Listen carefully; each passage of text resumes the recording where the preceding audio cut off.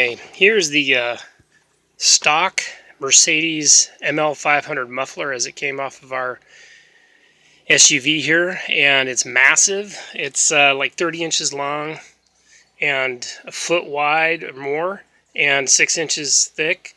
Weighs about 50 pounds. It's a beast, and it's in great shape, high quality, but man, it sure quiets the sound up. If you were hoping for a little bit of V8 sound, you're not going to hear much of it with this muffler on there. And I did upgrade to the Rumble R22583, otherwise known as the VX2583. It's listed on Amazon and Summit Racing and Jags and Amazon AutoZone as well, I believe. But basically, it's like a 50-pound muffler versus a 10 or 12-pound muffler. And in a sec, we'll get a sound clip of it starting up.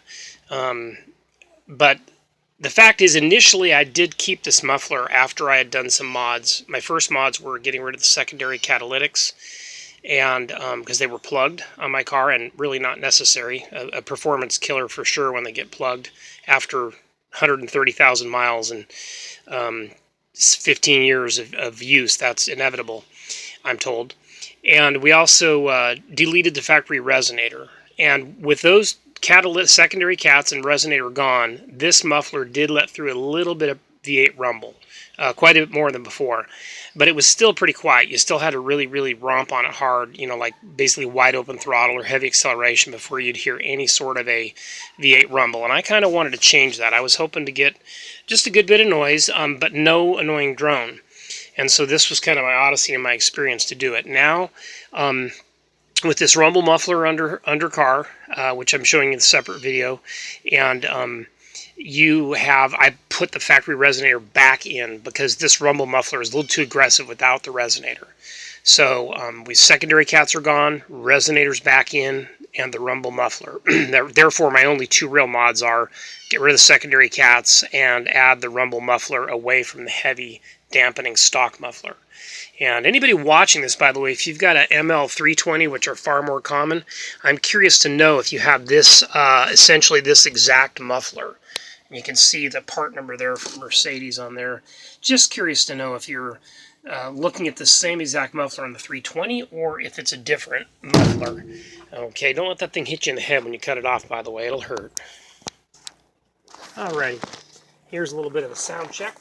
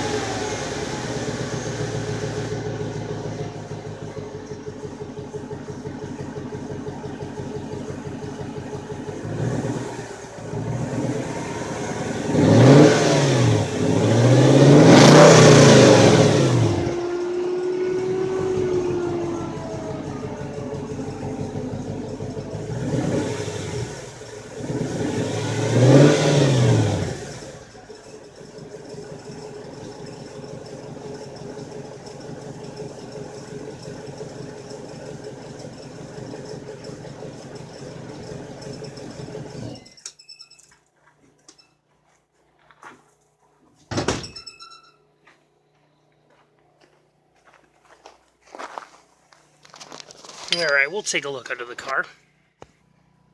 Okay, there's the upgraded muffler, and you can see it sitting kind of a little bit lonely looking underneath that very large heat shield they have above. That's how big the Mercedes stock muffler was. It took up all the heat shield area, and it was packed right up against the drive shaft, so amazing size difference. You really lose a lot of weight and gain some room to work.